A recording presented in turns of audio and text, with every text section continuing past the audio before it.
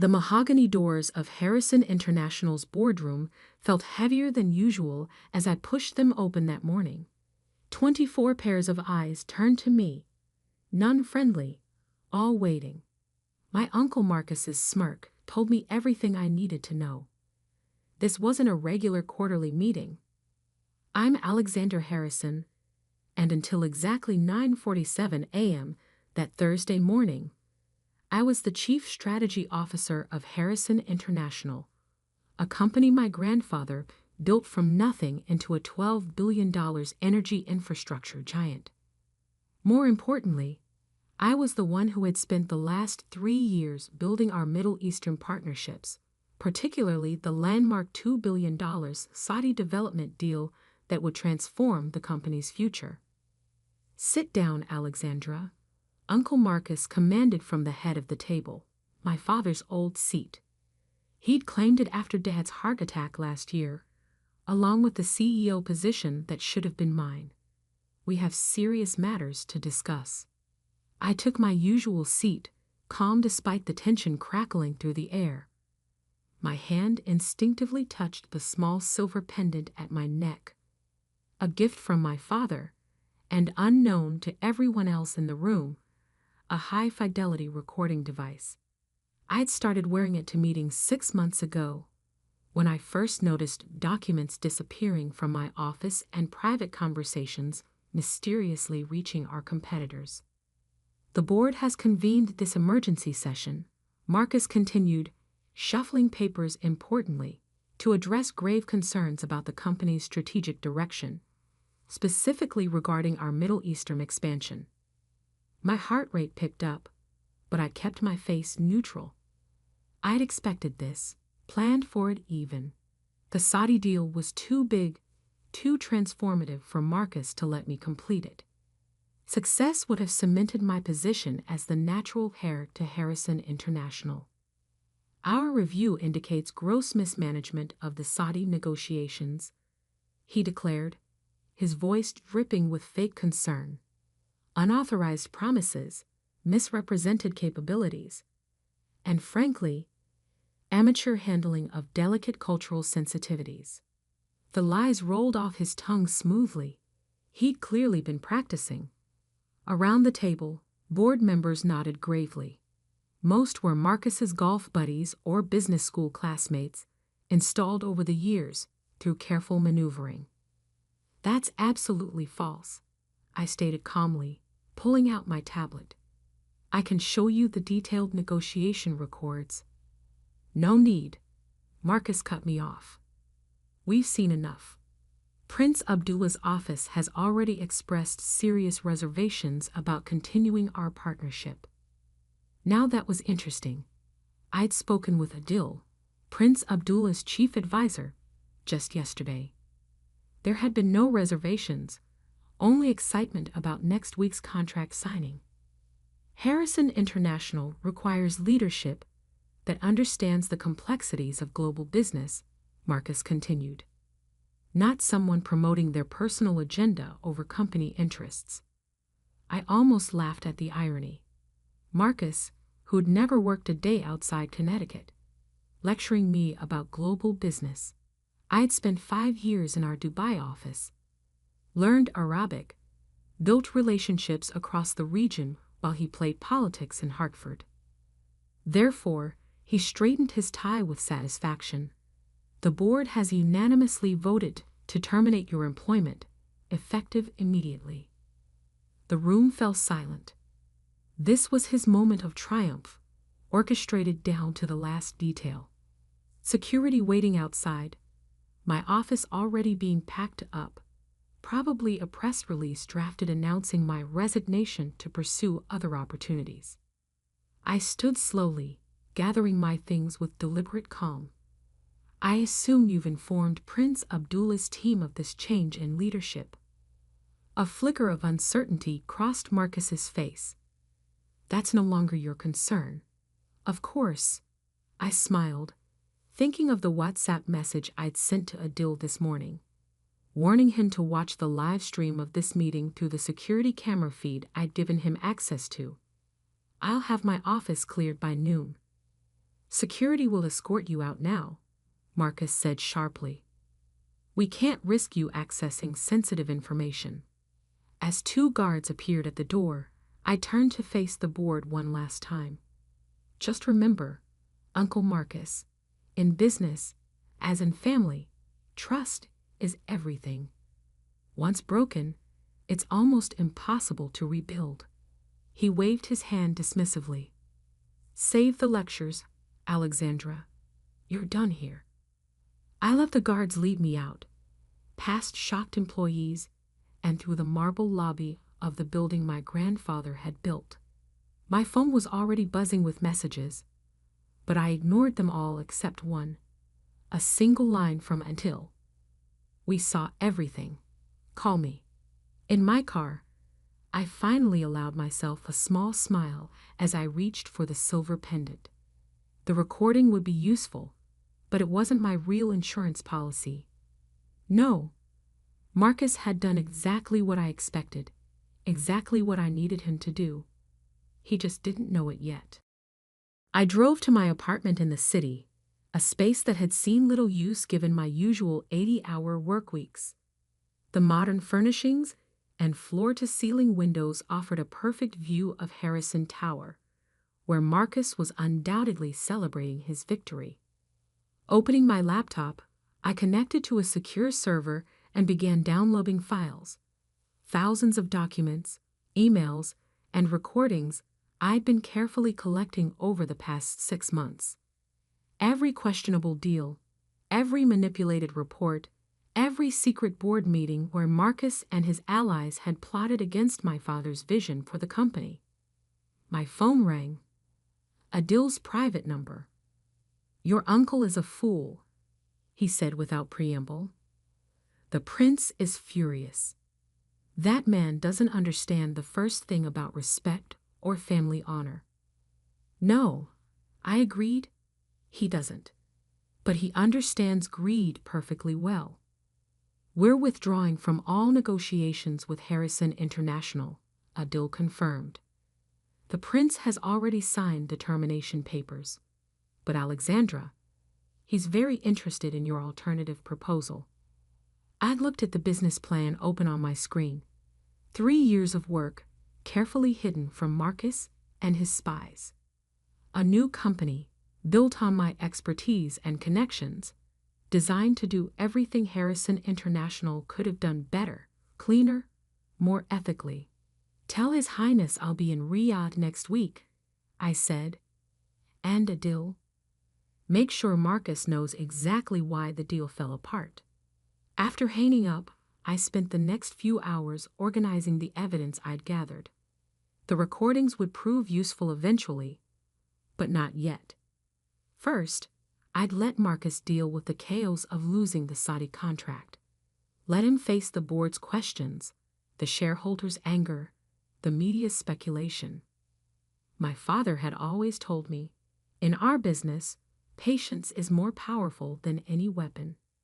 He'd built Harrison International on that principle, taking time to develop relationships, earn trust, create real value. Marcus thought he'd won by forcing me out. He didn't realize he just freed me to do what I'd been preparing for all along. The company my grandfather built might be lost to greed and betrayal, but its legacy would live on, just not in the way Marcus expected. My phone buzzed again, a news alert this time. Harrison International's stock had dropped 12% on rumors of the Saudi deal's collapse. Another message followed, this one from my father's old friend on the board. What have you done? Nothing yet, I whispered, touching the silver pendant. But tomorrow everything changes. Standing at my window, watching the sun set behind Harrison Tower, I felt a strange mix of sadness and anticipation. The company had been my life, my legacy, my future. Now it was my past. But as I reviewed my plans for what came next, I couldn't help but smile. Marcus thought he'd written the end of my story. He didn't realize he just helped me begin a new one. The real work would start tomorrow. But tonight, I had one more call to make, to a small but influential investment bank in Dubai, run by Prince Abdullah's cousin. After all, a new company would need funding, and I knew exactly where to find it. My uncle had taught me one valuable lesson. In business, like in war, you don't just plan for the battle in front of you. You plan for the war to come. 3 days after my dramatic exit from Harrison International, I sat in my home office watching Marcus unravel on live television. The business news ticker told the story. Harrison International stock plunges 31% as Saudi deal collapses. CEO Marcus Harrison to address shareholders. My uncle looked nothing like the smug victor who'd fired me earlier that week. His silk tie was slightly askew, dark circles shadowed his eyes, and sweat beaded on his forehead as he faced the press. The temporary suspension of negotiations with our Saudi partners is merely a standard review process, he insisted, his voice lacking its usual confidence. Harrison International remains committed to our Middle Eastern expansion strategy. I muted the TV as my secure phone line rang. The caller ID showed a Dubai number. Alexandra, Prince Abdullah's smooth voice filled my ear. I trust you're enjoying the morning news? Immensely, Your Highness, I replied, suppressing a smile. Though I suspect Marcus isn't sharing your entertainment. Indeed not. Especially after this morning's meeting with our banking consortium. The prince's tone carried a hint of satisfaction. They've frozen the preliminary financing for all Harrison International projects in the region. Your uncle seems to lack your delicate touch with relationship management. I thought of the hundreds of hours I'd spent building those relationships, the late-night meetings, the careful negotiations, the respect earned through understanding their culture and business practices. Marcus had assumed those connections would transfer to him automatically, his first mistake of many. Thank you for your support, Your Highness. I hope to repay your confidence soon. About that, he said, my team has reviewed your proposal. We're very interested, but some of our partners have concerns about potential litigation from Harrison International. Actually, I opened my laptop, pulling up a secure folder. I've prepared detailed documentation addressing those concerns. Would tomorrow be too soon to present it to your legal team? The prince chuckled. Always prepared, aren't you? Very well. My jet will be at Teterboro Airport at 9 a.m. Don't worry about a visa. It's been arranged. After ending the call, I turned back to the TV. Marcus was still talking, making promises he couldn't keep about contracts that no longer existed. Part of me felt guilty watching my family's company implode, but I pushed the feeling aside. Marcus had made his choice when he betrayed not just me, but everything my grandfather and father had built. My phone buzzed with a text from Sarah Chen, my father's former executive assistant who now worked for Marcus. He's called an emergency board meeting for tomorrow morning. Completely panicking. Thought you should know. I'd stayed in touch with Sarah after my father's heart attack, recognizing a kindred spirit who valued loyalty over politics. She'd been my eyes and ears inside Harrison International for months, warning me about Marcus's schemes long before he made his move. Thanks, I texted back. Stay safe. Things might get rough soon. Opening my laptop, I began reviewing the presentation I'd prepared for Prince Abdullah's team. The plan was ambitious, a new company that would revolutionize energy infrastructure development across the Middle East and North Africa. Sustainable technologies, local partnerships, and transparent operations. Everything Harrison International should have been, but wasn't under Marcus's leadership. My phone buzzed again. Another news alert. Harrison International faces shareholder lawsuit over Saudi deal collapse. Right on schedule. I'd known the lawsuit was coming. Martin Ross, one of our largest institutional investors, had called me yesterday, furious about the deal's collapse. I'd expressed appropriate sympathy and casually mentioned certain board meeting minutes that might interest his legal team. Documents that showed Marcus had been warned repeatedly about misrepresenting the company's capabilities to Middle Eastern partners. The doorman buzzed. My evening appointment had arrived. David Parker, Harrison International's former chief financial officer, stepped into my apartment looking nervous but determined. My father had hired David 20 years ago, and Marcus had forced him into early retirement last year. "Are you sure about this?"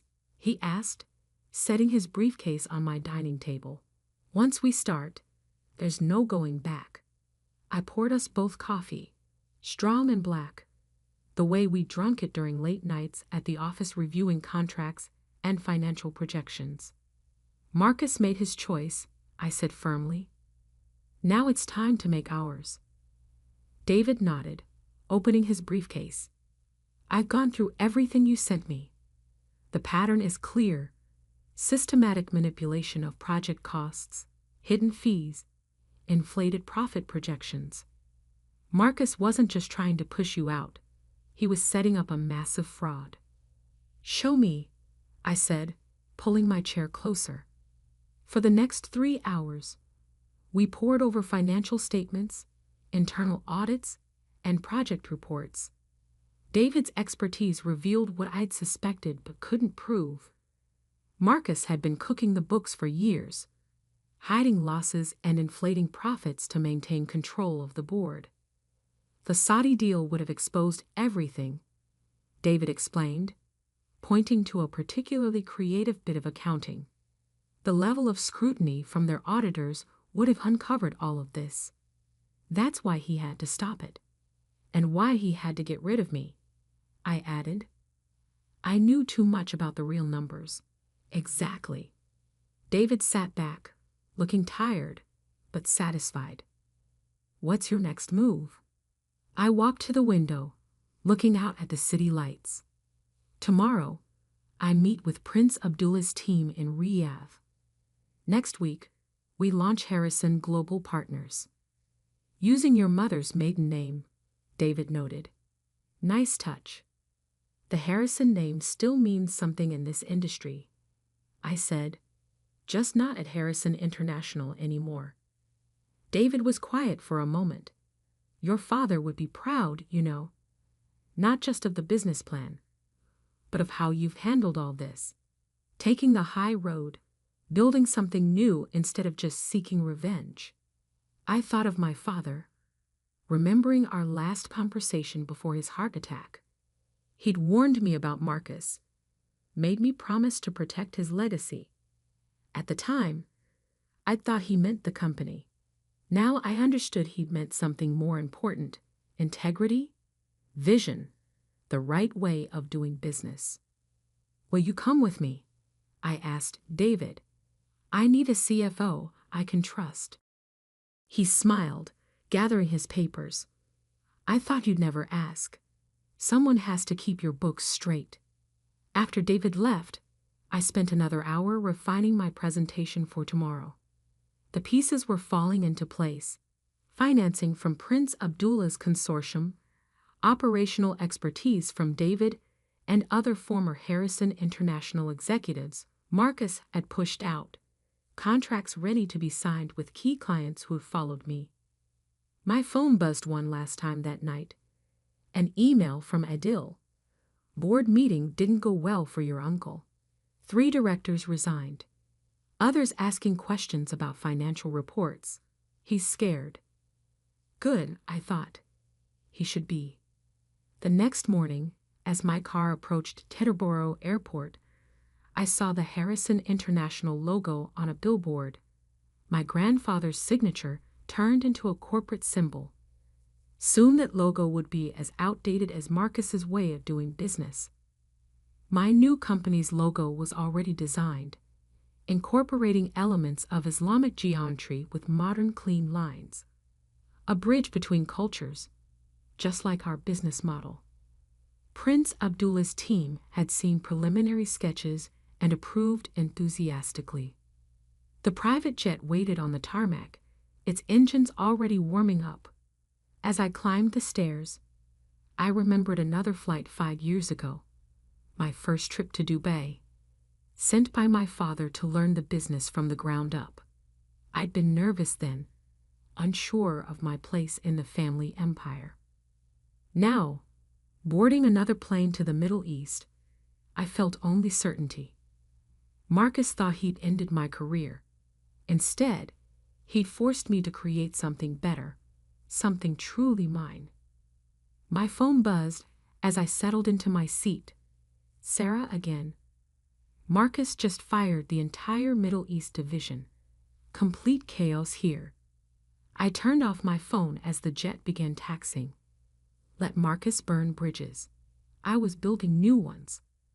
The 14-hour flight to Riyadh gave me time to perfect my presentation and review the contracts David had prepared. Everything had to be perfect. This wasn't just about business anymore. It was about showing a better way to operate in a complex global environment. I thought about the recordings still saved in my silver pendant, evidence of Marcus's lies and manipulation. I hadn't released it yet, hadn't needed to. His own actions were doing more damage than any exposed secrets could. As the plane crossed the Atlantic, I opened my father's old notebook, a leather-bound journal he'd carried for 30 years. His business philosophy was scattered throughout its pages. Wisdom I'd only now begun to fully appreciate. Success in business, he'd written, is like playing chess. You don't win by making the most aggressive moves. You win by positioning yourself so carefully that your opponent's own moves become their undoing. Marcus was aggressive, playing for quick wins and immediate gratification. I was playing a longer game, one that would reshape not just one company, but an entire industry. The sun was setting over the Saudi desert when we began our descent into Riyadh. In the fading light, the modern skyline looked like something from a science fiction movie, a vision of the future rising from ancient sands. My future was out there too, waiting to be built. Tomorrow, I would stand before Prince Abdullah and his advisors, not as a displaced heir to a troubled company, but as the founder of something new and transformative. Marcus had taught me one final lesson. Sometimes losing everything is the only way to discover what you're truly capable of building. As the plane touched down, my phone reconnected to the network. Dozens of messages waited, but only one mattered. From Martin Ross, the institutional investor. Board meeting leaked. Marcus claiming Saudi deal collapsed due to your interference. Demanding investigation. I smiled, thinking of the documents waiting in my briefcase. Proof of every real reason the deal had failed, every lie Marcus had told, every ethical line he'd crossed. Let him investigate. Let him dig deeper. The hole he was digging would only make his fall more spectacular. Tomorrow would bring new challenges, new opportunities, new battles to fight. But tonight, watching the Riyadh lights grow closer, I felt only peace. The kind of peace that comes from knowing you're exactly where you're supposed to be, doing exactly what you were meant to do. Marcus thought he'd written my ending. He didn't realize he'd only written my beginning. The Riyadh sun was just rising when my phone rang. Sarah's voice was urgent. Alexandra, turn on CNBC now. I flicked on the hotel room's television just in time to see the breaking news banner. Harrison International CEO Marcus Harrison steps down amid financial scandal. Emergency board meeting called. My uncle's carefully constructed world was crumbling, faster than even I had anticipated. 3 weeks had passed since my presentation to Prince Abdullah, and his team. 3 weeks that had changed everything. The board received an anonymous package this morning, Sarah continued. Full documentation of every fraudulent transaction, every manipulated report. They're saying the SEC has opened a formal investigation. I touched the silver pendant at my neck, still containing a standing recording, still unused. I hadn't needed it. Marcus had done exactly what I'd expected. As pressure mounted, he'd gotten sloppy, desperate, started making mistakes. How bad is it? I asked, though I already knew the answer. Bad, Sarah confirmed. The auditors found everything: hidden accounts, inflated contracts, millions in unauthorized consulting fees. Some board members are already calling for criminal charges. I turned up the volume as a financial analyst appeared on screen. This could be the biggest corporate fraud case since Enron. The question isn't whether Harrison International will survive, but in what form. My other phone, the secure line, buzzed with a text from Prince Abdullah. Time for phase 2. Yes, I replied. Launch everything. Within hours, press releases went live across 3 continents. Harrison Global Partners, my new company, announced major infrastructure contracts with Saudi Arabia, the UAE, and Qatar, totaling over $5 billion in projects. The same projects Harrison International had lost, now restructured and improved. But we weren't just taking their contracts. We were taking their best people too. David Parker, now my CFO, had spent weeks quietly recruiting key executives and project managers from Harrison International. People who'd been marginalized under Marcus's leadership, who believed in my father's vision of ethical, sustainable business practices. Alexandra, my assistant, knocked on the hotel room door. Prince Abdullah's car is here. The drive through Riyadh's bustling financial district felt surreal. Massive digital billboards already displayed our new company logo, modern yet respectful of traditional design, just like our business model. In the prince's private office, dozens of people waited. Business leaders, government officials, media representatives. This wasn't just another contract signing. This was a statement about the future of international business in the region. My friends, Prince Abdullah began, standing to address the room. Today we witness not just the birth of a new company, but a new way of doing business. Harrison Global Partners represents everything we value. Respect for tradition while embracing innovation, profit with purpose, partnerships built on trust. I caught my reflection in the window as I walked to the podium. Power suit perfectly pressed, mother's pearls at my neck beside the silver pendant, father's journal in my briefcase. 3 generations of Harrison business wisdom, reimagined for a new era. Thank you, Your Highness, I began. When my grandfather founded Harrison International 50 years ago, he believed business could be both profitable and principled. That vision got lost somewhere along the way, but it wasn't destroyed. It was just waiting for the right moment to be reborn. As I outlined our plans, renewable energy infrastructure, local workforce development, transparent governance, I saw heads nodding, faces lighting up with recognition. This was what they'd wanted all along, not just projects and profits, but true partnership. My phone buzzed discreetly. Another message from Sarah. Marcus just tried to delete the server backups. It stopped him. He's barricaded in his office with security outside. I pushed the image aside, focusing on the contracts being passed around the table. Signature after signature, handshake after handshake. Years of relationship building paying off in ways Marcus had never understood. Back in my hotel suite that evening, I finally allowed myself to watch the full coverage of Harrison International's implosion. The stock had been halted after falling 60%. Board members were resigning hourly. Class action lawsuits were being filed. David called just before midnight. "You need to see this email. Marcus tried to transfer $50 million to a Cayman Islands account this afternoon. Treasury caught it. Forward it to the SEC," I instructed. "And David? Make sure our first quarter numbers are perfect. We're going to be under a microscope after this." "Already done," he assured me. "By the way, the talent acquisition team says we've received over 300 resumes from Harrison International employees since this morning." I wasn't surprised. Good people want to work for good companies.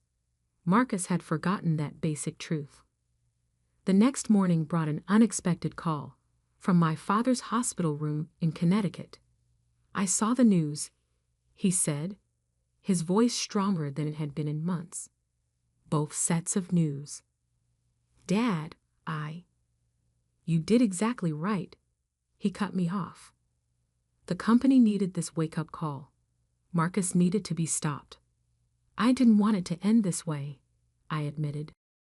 "No, but you were prepared for it. That's what makes you a better leader than your uncle ever was." He paused. "I'm transferring my Harrison International shares to your new company's employee ownership trust." I sat down, stunned.